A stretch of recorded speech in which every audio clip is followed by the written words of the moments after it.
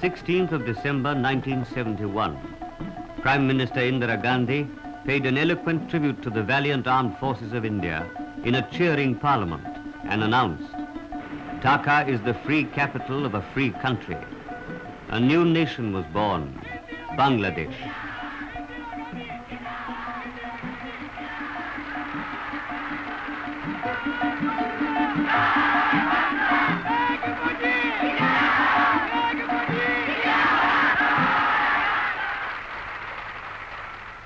The birth of Bangladesh was a dream come true, freedom won by a brave people.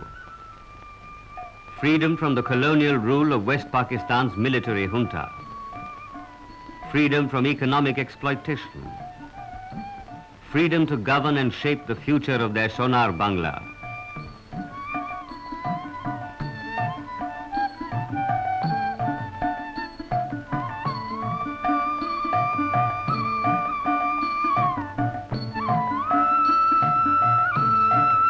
But this all happened after a long struggle. A struggle for democracy, a struggle to hold general elections. The elections were held in November of 1970.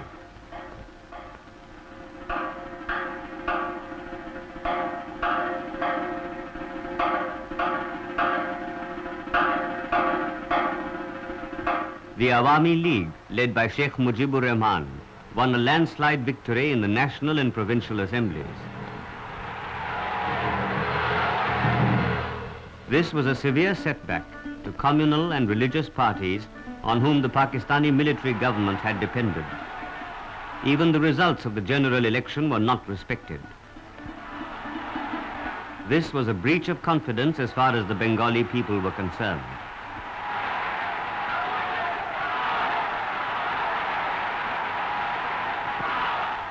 The Sheikh made it clear that the people's verdict was known and that 75 million people could not be kept down.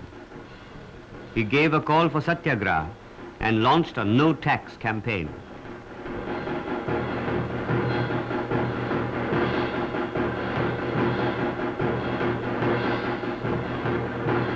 This enraged the Pakistani military dictators, and they sent General Tikka Khan to Dhaka to discipline the Bengali people.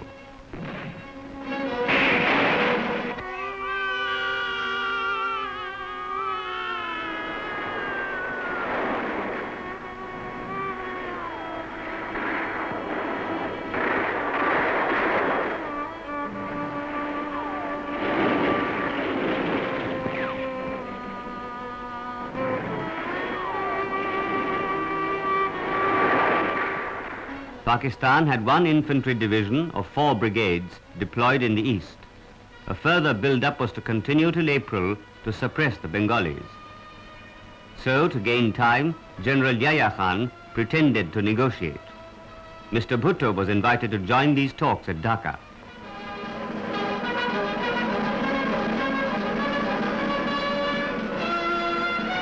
Sheikh Mujibur Rahman tried for a constitutional settlement, but the talks collapsed.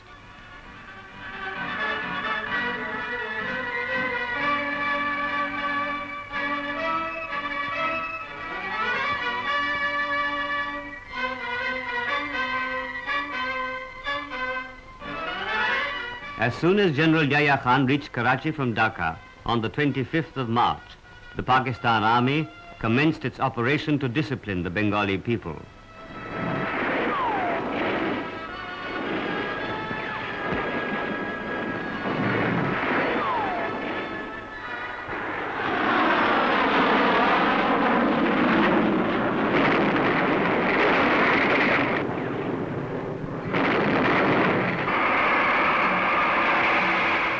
With no solution in sight, Sheikh Mujib took over the administration and proclaimed an independent Bangladesh.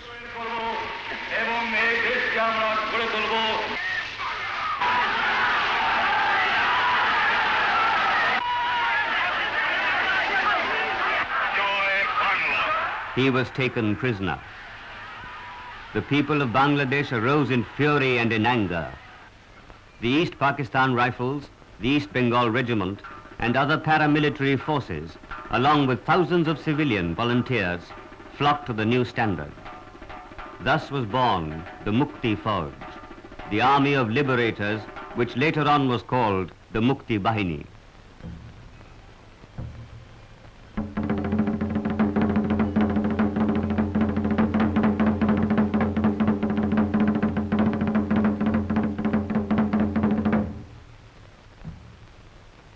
Slowly they learnt the handling of arms.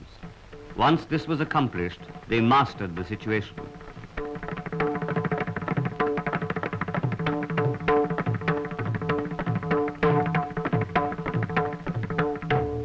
They started sinking ships and struck Chittagong and Mangla harbors several times. By the 15th of November, these ports were closed. Then they commenced attacking inland water transport at Barisal, Khulna, Chandpur, Narayanganj and Golando Ghat.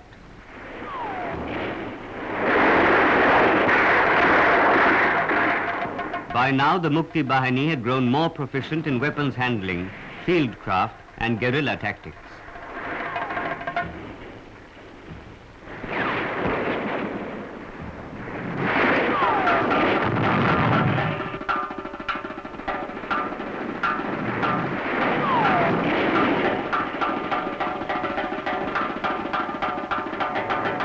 The Mukti Bahini's guerrilla activities in Dhaka and the other principal cities of Bangladesh drew worldwide attention. The frustrated Pakistani war machine tried to hoodwink the world with false propaganda. Their representative at the United Nations blamed India for trying to create a situation of famine and unrest in Bangladesh. But the fact was that Pakistan itself was creating such a situation. Millions of Bengalis fled from their homeland.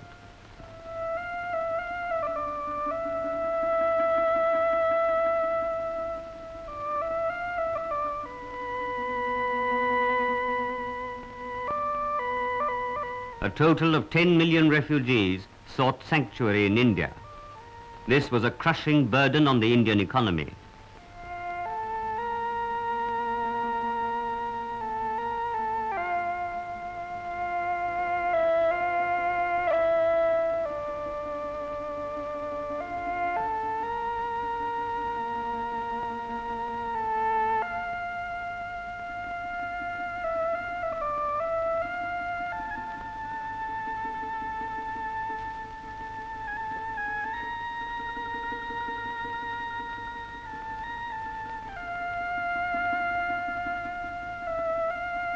The monsoon added to their miseries.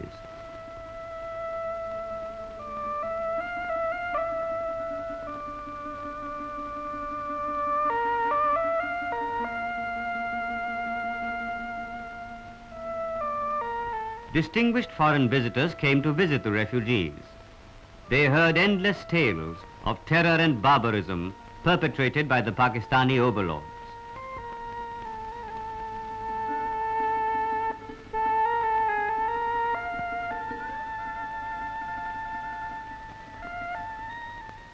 The Pakistan army in Bangladesh was totally frustrated in its attempts to suppress the Mukti Bahini. The Pakistanis tried to involve India in armed clashes and commenced shelling across the international border. Many innocent Indian villagers were killed.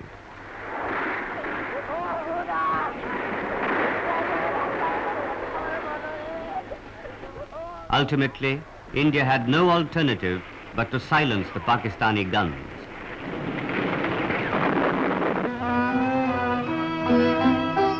The Prime Minister, having earlier sent her senior colleagues abroad to explain the situation, in November of 1971, herself made a trip to Belgium, Austria, the United Kingdom, the United States of America, France and West Germany. She appealed for justice for the Bengali people and relief for India from the strain of keeping the refugees.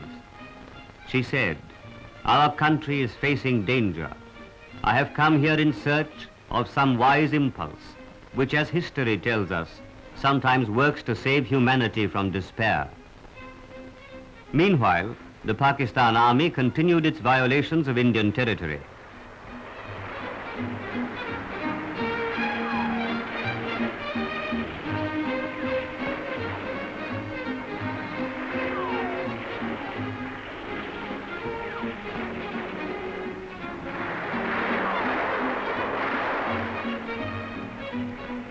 the government of India could not remain a silent spectator to Pakistani aggression and was reluctantly compelled to authorize the armed forces sector commanders to carry out limited crossings into Bangladesh at Boira, Hilli and Dhalai.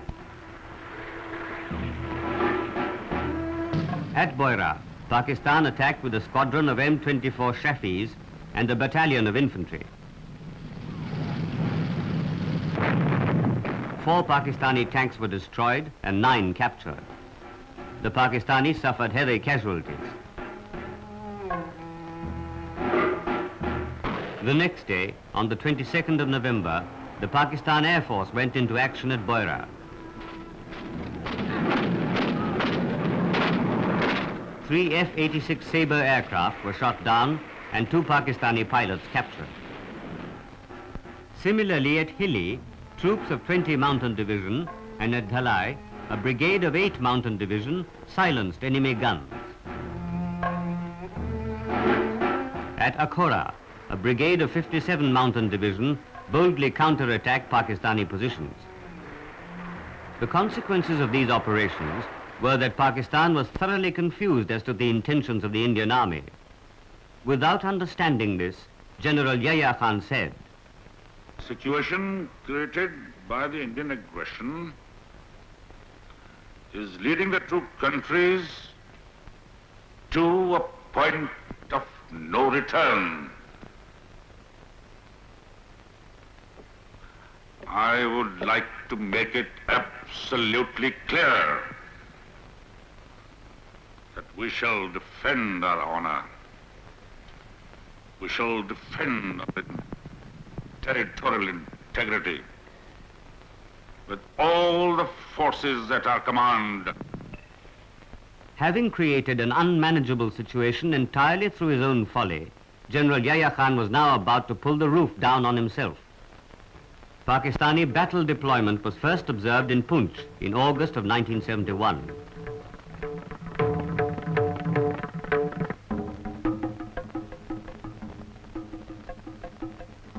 By the 11th of October, reliable intelligence sources confirmed that Pakistani movements were designed for an offensive.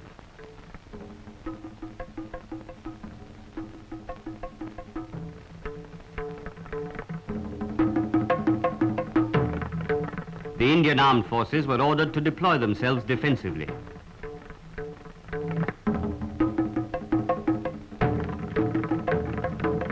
The aim was to deny Pakistan occupation any of our territory, to prevent the Chinese getting any access in the north, and to liberate Bangladesh and destroy Pakistani forces there.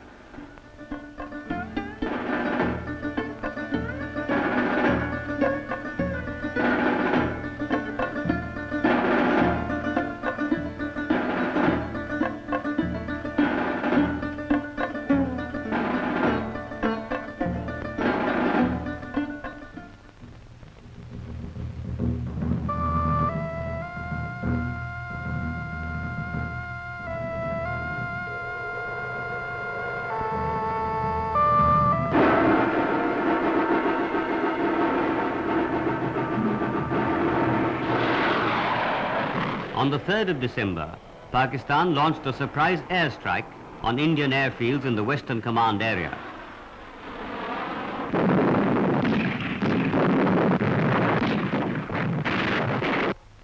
Pakistan launched a full-scale war against us.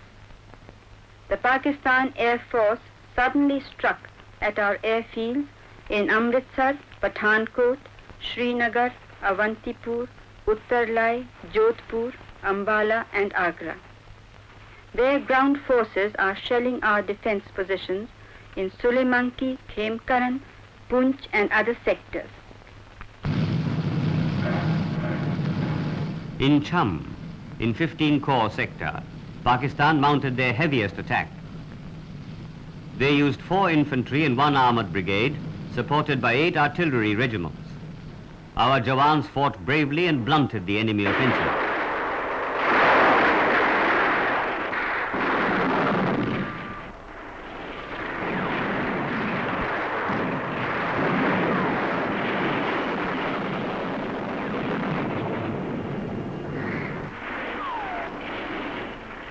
An infantry brigade of 10 Indian Infantry Division deployed west of the Munawwar Tawi was reinforced with armor and infantry. The Indian Air Force provided excellent support in the Battle of Chum and helped the brigade in delaying the enemy for 72 hours. The Pakistani attack on the 8th and 9th of December on the eastern bank of the Munawwar Tawi was beaten back. Casualties on both sides were heavy.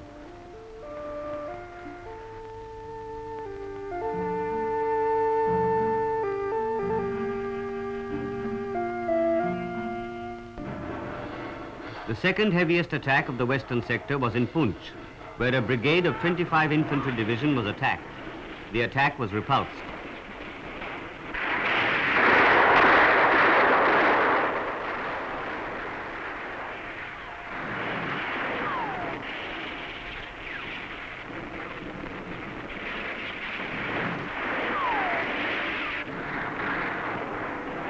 The IAF, at the request of the army, provided splendid support and bombed the area of Kahuta by night. Having held off the enemy at Poonch, we attacked and captured some tactical features in the sector. All formations of 15 Corps mounted offensive operations with the troops they could lift from the defense. This was done to dominate the enemy throughout the Corps sector.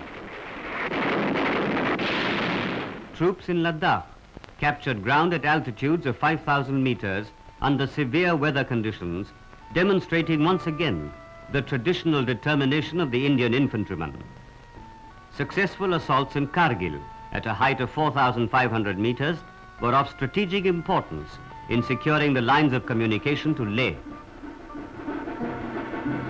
Troops of 26 Infantry Division captured the Chicken Neck area, securing Akhnur, and thus relieved our own troops defending it.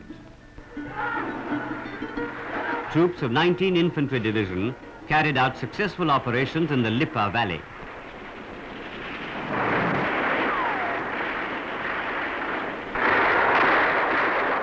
In the western sector, at Hussainiwala, Pakistan attacked our border outposts.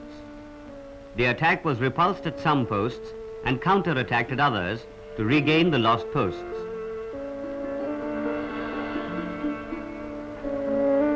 In the Fazilka area, we lost some territory, but in Dera Baba Nanak, we captured a Pakistani enclave and the Sejara Bulge. The more we gained, the greater the lies the Pakistan war machine told. It claimed to have put Amritsar airfield out of action, but the fact was otherwise.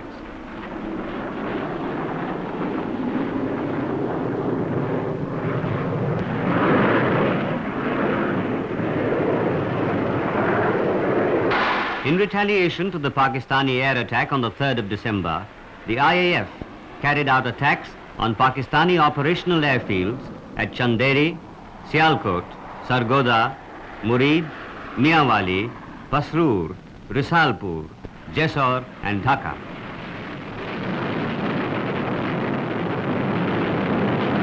On the 6th of December, the Attock oil refinery was set ablaze.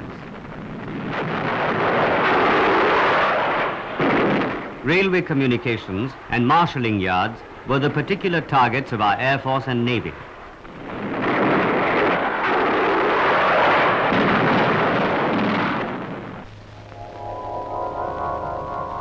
The Indian Navy achieved complete supremacy of the seas.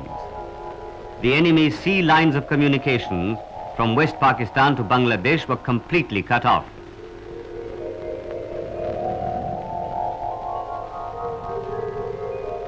The Eastern Fleet, which included the aircraft carrier Vikrant, established a blockade of the maritime approaches to Bangladesh, and the Western Fleet dominated the Arabian Sea.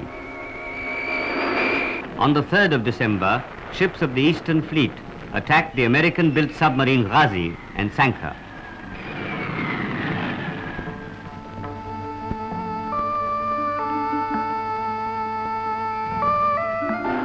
Aircraft from INS Vikrant attacked Chittagong and other harbors.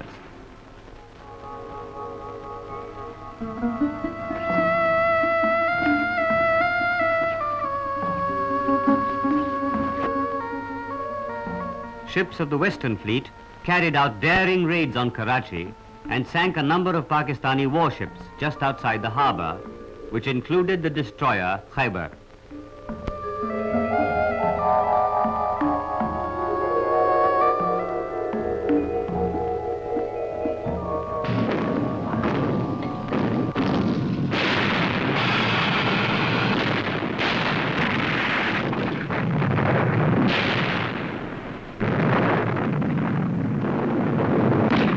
Oil installations at Karachi were destroyed by a well-coordinated naval and aerial bombardment. A number of merchant ships, both enemy and neutral, proceeding to enemy ports, were intercepted and their cargo examined. The enemy ships were captured.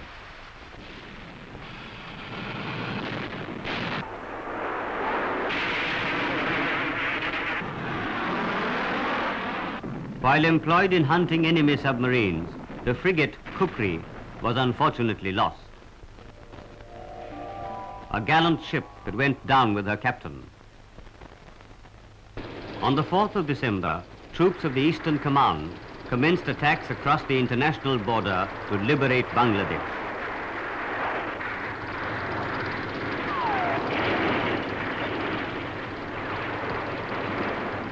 In the 2-corps sector, overcoming opposition on the borders, the troops advanced towards Jessore, Jhenida, and Darsana. In the 4-corps sector, Shamsher Nagar was speedily captured along with the airfield. This was the first major success. By the 5th of December, the vital railway stations of Akhora and Lakshman in the Komila sector were captured.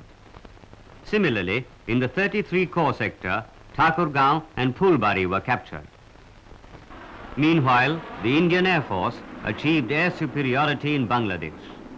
On the first day, 10 Pakistani aircraft were destroyed, leaving a balance of 8. A total of 190 sorties were carried out. In fact, the PAF in Bangladesh was wiped out within 48 hours. By the 6th of December, the Prime Minister announced in Parliament to an excited House that India had recognized the government of Bangladesh.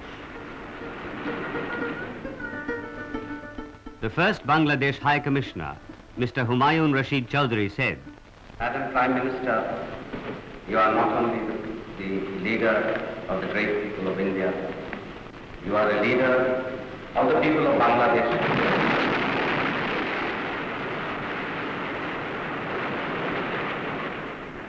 Madam Prime Minister, you are not only a leader of the subcontinent, but you are the leader of mankind as such.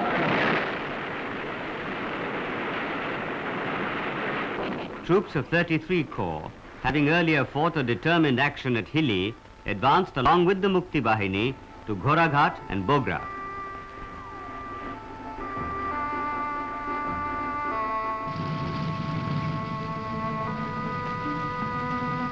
On the 6th of December, the Pakistanis abandoned Jessore cantonment and its prepared defences.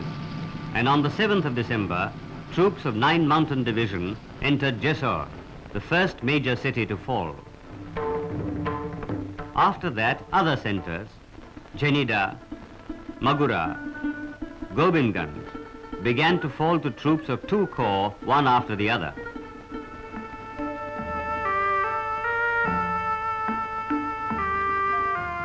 On the 8th of December, the first message of the Chief of Army Staff, General Manekshaw, was broadcast asking the Pakistani army to surrender. He said, "Your condition is hopeless and you cannot get out."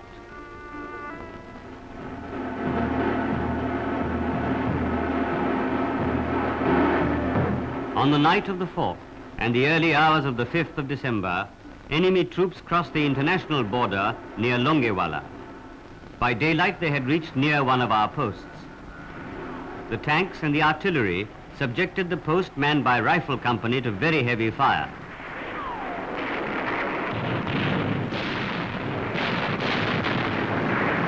By 7:30 in the morning, Hunter fighter bombers of Western Air Command went into action, and they created real chaos for the enemy. They destroyed 40 enemy tanks. Similarly, enemy transport columns moving from the border towards Longewala were interdicted by our aircraft.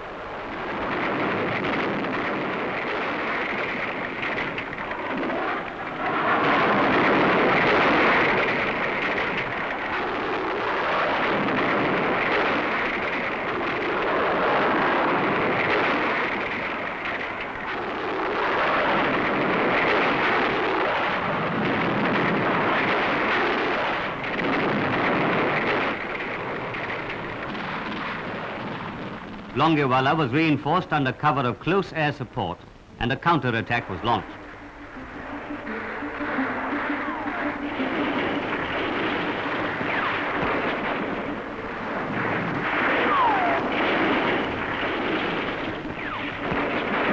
By the 10th of December, 400 square kilometers of Pakistan territory had been captured by our forces.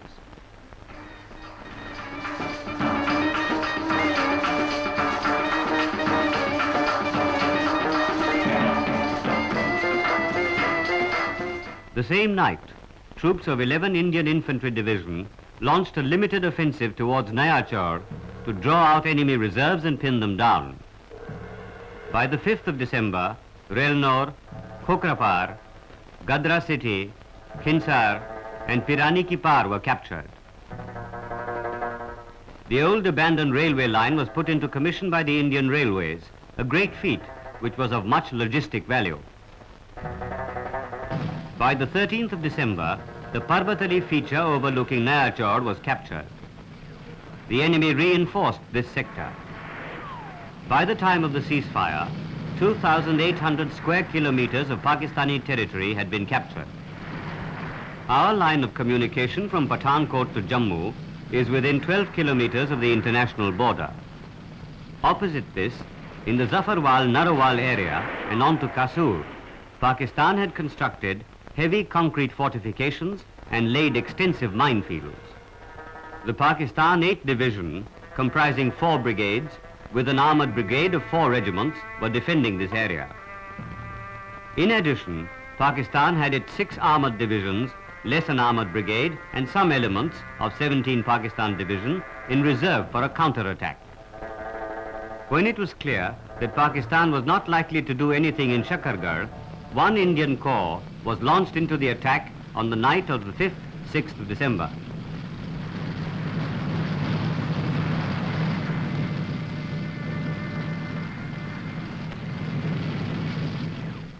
The following night, the eastern thrust went into action. By the 15th of December, delayed by heavy obstacles, the northern thrust reached the line of the river Basantar and the lateral road from Zafarwal to Shakargarh. The eastern thrust reached the line of the river Basantar bridge on the 12th of December. Our attempts to capture Shakargarh failed. By the 16th of December, a bridgehead had been established west of the river Basantar, threatening Zafarwal. By the time of the ceasefire, one Indian corps had advanced 11 kilometers all along its front, closely supported by the IAF, and captured 300 kilometers of densely populated and fertile area. By the 9th of December, initial objectives in Bangladesh had been captured and thrust lines were well established. Some prisoners and much of Pakistan's war material had fallen into our hands. Now the only question was, when would Dhaka fall?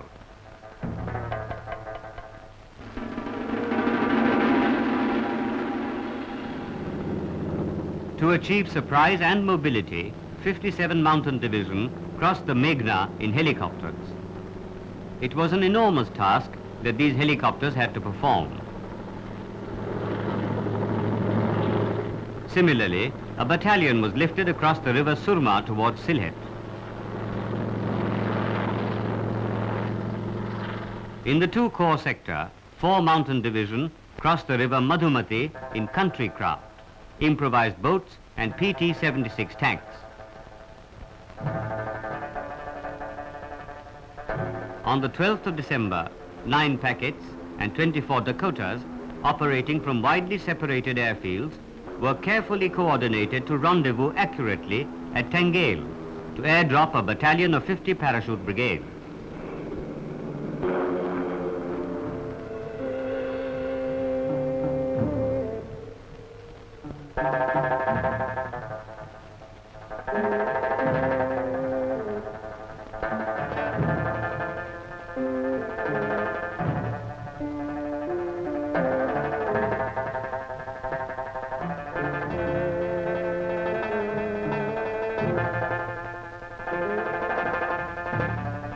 They joined the Mukti Bahini to speed up the advance on Dhaka.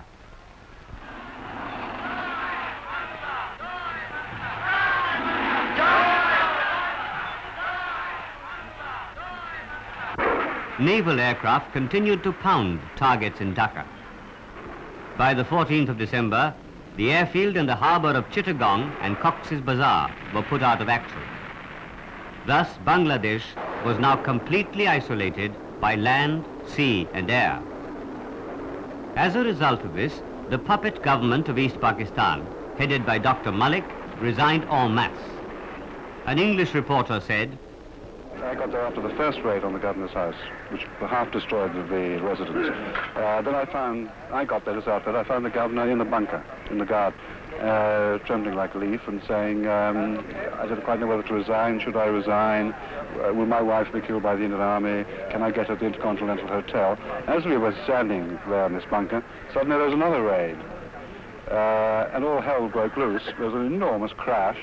And hardly the crash died down, but the governor suddenly produced a ballpoint pen, a scrap of paper, a few carbons, and had written out a resignation statement in a matter of seconds, just in time actually for the second big crash. Meanwhile, the United Nations debated the issue.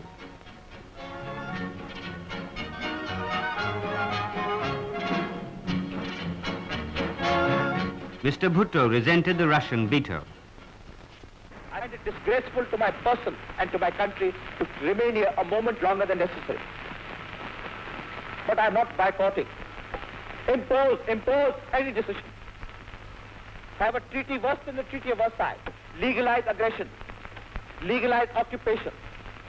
Legalize everything that has been illegal till 14th or 15th of December 1971. I will not be a party to it. We will fight. We'll go back and fight. My country hearkens for me. Why should I waste my time here in the Security Council?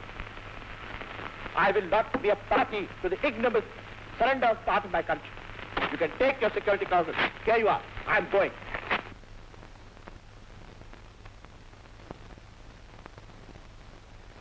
The pressure of time for the capture of Dhaka was enormous. An amphibious operation was mounted on Cox's Bazar.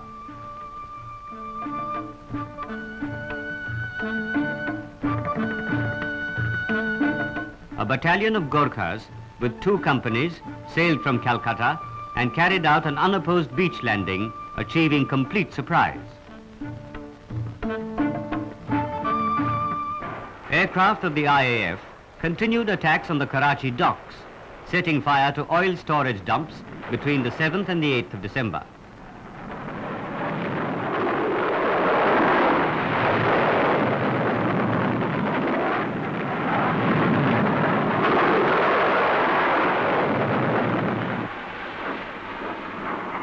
On the 11th of December, the Chief of Army Staff called on Major General Rao Farman Ali to surrender and avoid further bloodshed. The message was relayed in English, Urdu and Pashto so that it could reach all ranks of the Pakistan Army. Earlier, Major General Rao Farman Ali had requested the UN Secretary General for help in repatriating soldiers and civilians to West Pakistan. This request had been countermanded by General Yahya Khan. Moreover, General A.A.K. Niazi, in an interview, said to newsmen, We'll fight it out to the last. But a lot of men might die. This is the price of the freedom. But what freedom? Not yours. It's mine, yes, my country, Pakistan's. You still consider that you stand a fighting chance Pakistan will stay, yes, inshallah will stay. Looking at the situation, Secretary General U Tant requested both the parties to allow all foreigners stranded in Dhaka to fly out. While the foreign nationals were flown out, all aerial activities were held back by the IAF.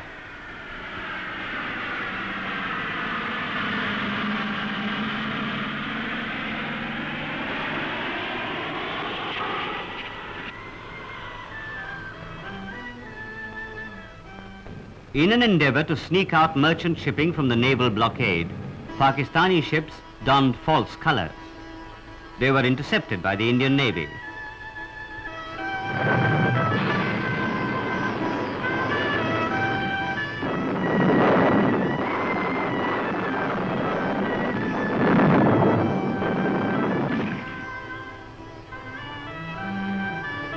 One such ship was the so-called Adamant Manila, which in fact was Madhumati, a Pakistani merchant ship.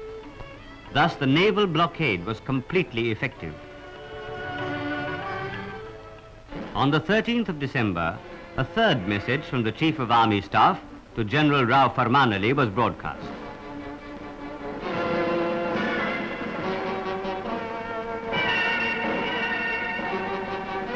The parachute troops dropped earlier by the IAF entered Dhaka, and by the end of the day, Dhaka was surrounded and invested. General Jamshed, GOC 36 Pakistan Division, and the Dhaka garrison surrendered to the Indian Army. On the 15th of December, Lieutenant General A.A.K. Niazi offered a ceasefire with conditions. The Chief of Army Staff summarily rejected the terms and demanded unconditional surrender, pledging full rights and privileges under the Geneva Convention. He said that the date would be the 16th of December 1971 and the time 900 hours. At 4 p.m. on the 16th of December 1971, Lieutenant General A.A.K. Niazi signed the instrument of surrender and placed himself and his troops under the command of Lieutenant General J.S. Arora, GOC in C, Eastern Command, who also held command of the Bangladesh forces. At the Dhaka golf course, the Dhaka garrison formally laid down their arms before Lieutenant General Sagat Singh, GOC 4 Corps. At Magura, Major General Ansari, GOC Pakistan 9 Division, surrendered himself and his command to Major General M.S. Brar, GOC 4 Mountain Division. At Khulna, a brigade of the Pakistan Army, which had held out until the ceasefire, finally surrendered to Major General Dalbir Singh, GOC 9 Mountain Division.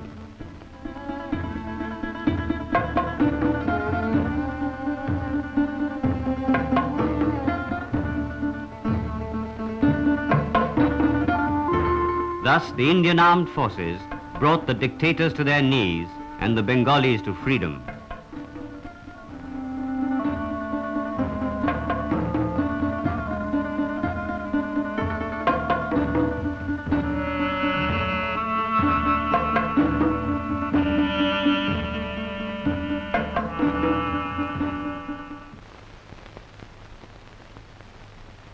The next day at the United Nations, Sardar Swaran Singh announced a unilateral ceasefire.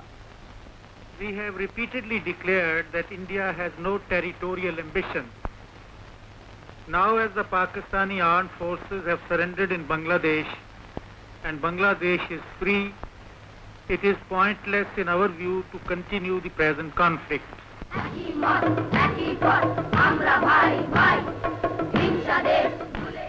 Mr. Bhutto tearfully announced, "Impose any decision you want.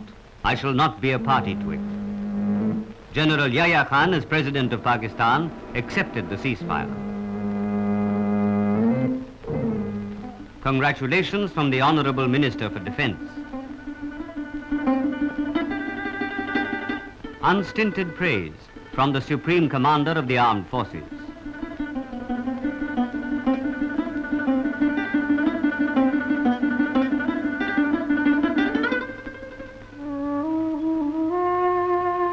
During and after the war, the wounded were visited by the Prime Minister and the service chiefs.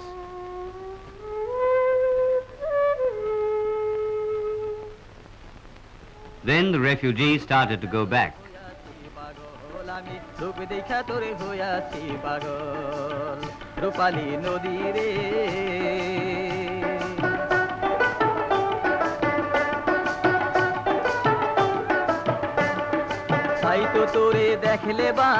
Now began the task of assisting the civil government to start functioning.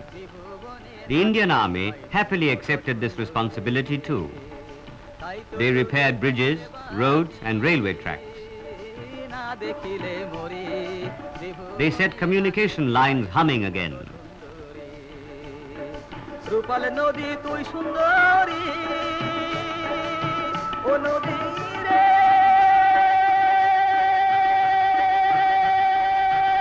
Postal services were restored.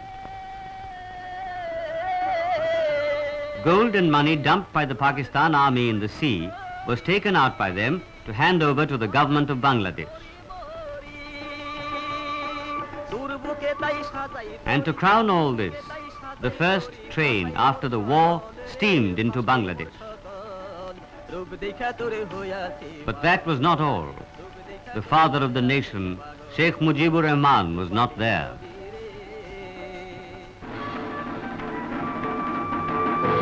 And then, like a familiar fairy tale ending, he too came. On his way home, a halt at New Delhi.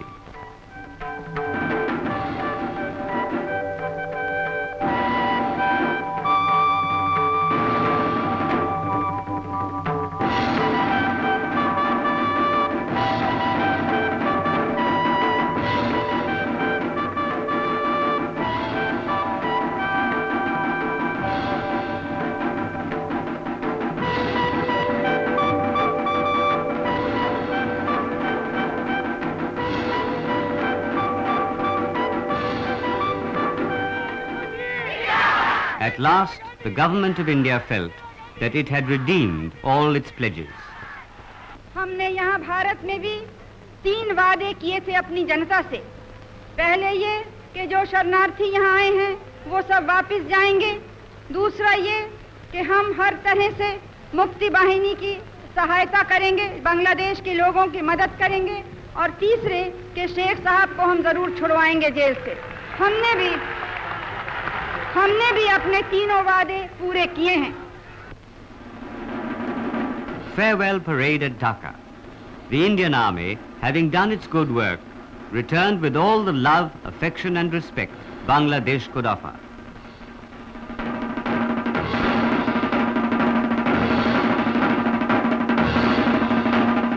A new nation is born, Bangladesh, for which new chapters of heroism and bravery were written by the Indian Armed Forces.